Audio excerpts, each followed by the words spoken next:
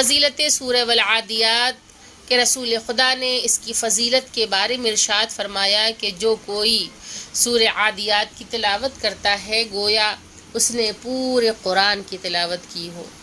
اور جو اس سورہ کی تلاوت میں پابندی کرتا ہے تو اس پر قرض ہو تو اللہ تعالیٰ اس کے قرض کو ادا کرنے کے اسباب پیدا کرتا ہے، اور اسے حاجیوں کے میدان مزدلفہ میں جمع ہونے والے اور رات گزارنے والوں کی تعداد کے 10 برابر اجر دیتا ہے۔ اس اتنی بڑی فضیلت رسول خدا نے ارشاد فرمائی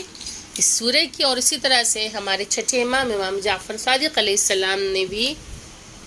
ارشاد فرمایا کہ جو شخص بھی اس سورہ والعادیات کی تلاوت پابندی سے کرتا ہے اللہ تعالیٰ اسے روز قیامت حضرت امیر المؤمنین علی بن ابی طالب علیہ السلام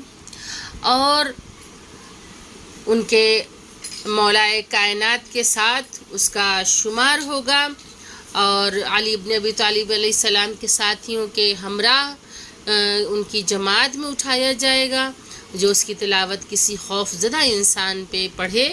تو اس سے خوف دور ہوگا، اور اگر بھوکے کے لیے پڑھے تو وہ شکم سیر ہوگا، اور جو مقروض یعنی کہ جس پہ قرض ہے اسے پابندی سے پڑھے گا تو اللہ تعالیٰ اس کے قرضے کو ادا کر دے گا۔